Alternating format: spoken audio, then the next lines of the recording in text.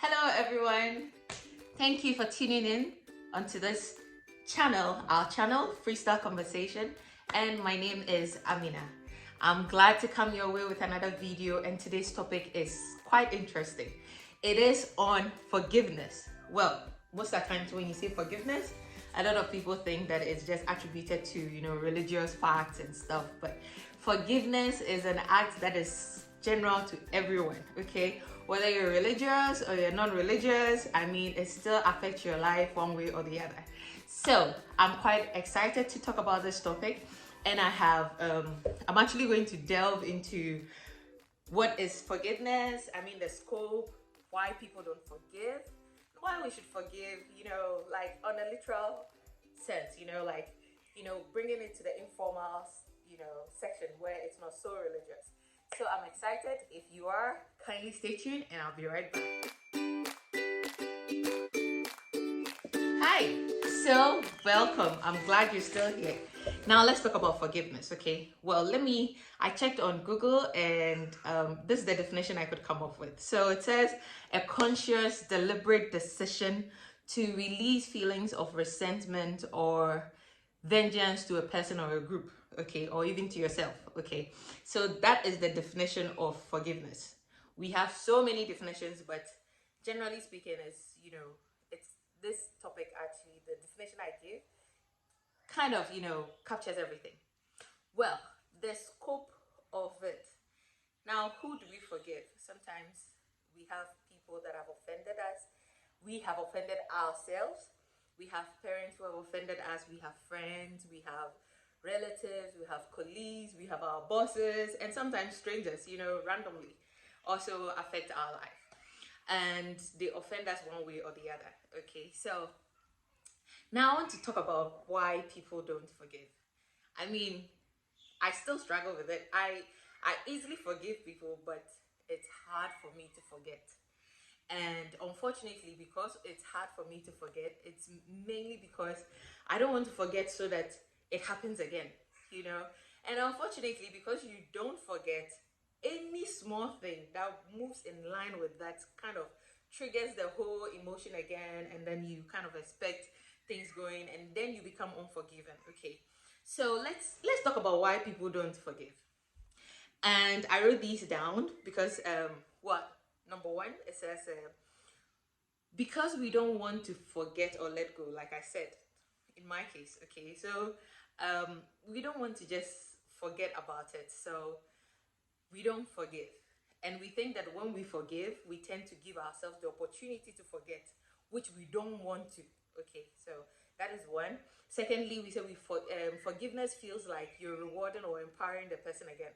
It's like the person has done you wrong, and the person deserves some sort of punishment. So you forgiving is like letting go of that punishment. I don't want anything to happen to him. I don't want to, So for that reason, you just don't want to forgive. Also, the third point I wrote here is we prolong forgiveness. So it's not like in this particular case, it's not like we don't want to forgive the person, but we prolong it. And why do we prolong it? We prolong it because we feel like, let me prolong it for the person to feel guilty. And it's more like if the person continues to feel guilty, then it will deter the person from repeating that act. And so you're like, no, I will forgive the person, but let me drag this on small to make the person feel guilty and feel bad for their action. So that's the reason why people don't easily forgive, or they don't forgive immediately. And then the fourth point is we don't forgive ourselves because we feel it's too easy. And not just ourselves, but even for other people. It's too easy to say that, you know what, you did this to me, I'm offended, I'm really hurt, it affected me this way. However, I'm gonna forgive you. It's like, it's too easy. And unfortunately, sometimes our upbringing does not help us to easily forgive like that. And sometimes, even if you easily forgive someone, the person has it at the back of the mind that, oh, you probably have something hidden because this didn't deserve, I forgive you. Now it has to be like a comeback. There has to be a comeback. Or maybe you're just saying it to deceive or something, because we are conditioned to think that for anything that you've done wrong, you deserve a punishment for. So sometimes it's just too easy, and that we render on ourselves and also on other people. So even when we wrong ourselves, it's hard for us to just say that, you know what, let me just forgive myself and move on, So it becomes hard. Well, with that said, those were the points I made concerning why people don't forgive. Now let's go to how to forgive, okay? And I think why you should forgive. Now, there are popular sayings that says that if you don't forgive someone, it's like you taking poison and expecting the other person to die from that poison. And because you expect someone to die from that poison, you're still waiting, but you are the one being affected. Okay, so why, and why should we forgive? Okay, all right. Now we said we should forgive. Okay, my first point, I said, well, this is how you can go about it. You should forgive anyways, and that's a good thing. But how should you do that? First of all, you have to recognize that the harm has already been caused. So whatever the person did to offend you has already been done. So there's nothing that you can do to reverse the whole thing. And maybe punishing the person would not reverse the whole thing. So why don't you just say that, you know what, I forgive you. Sometimes you don't say it, but I mean, your actions and things would prove that, I mean, you have forgiven the person, okay? So you also get opportunity to learn from every offense made towards you, or anything that, I mean, you're wrong made towards you. You get to learn from it. So until you recognize that it had already happened, you will not accept that there is a lesson in there for you to learn. So this gives you the opportunity to do so. And then secondly, I said confession is an acknowledgement. Okay, so when somebody confesses that I have wronged you, I did this and I'm wrong, do accept it. Sometimes you know the truth. You know the person is standing right in front of you and lying, trying to cover up. It's hard, but just for the fact that the person has confessed, just take it from there, because at least there's some kind of acknowledgement in there that the person knows that he or she has wronged you, okay? And then the third point says, know that the action may repeat itself. This is how to forgive it. It may happen again, but then it makes you stronger. And you should know that you're building immunity to such action. So per my own experience, I realized that when somebody does something to you for the first time, it's hard to really accept it, like it hits you really hard. But then when it continues or it happens again, the feeling is not the same. It's like you've built some immunity the first time it happened, and so the second time, you get to be stronger. So you become stronger and stronger and stronger.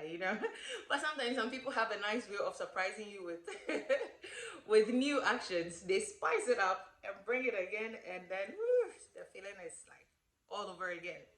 And then the fourth point says, know that every lesson learned prepares you for the future.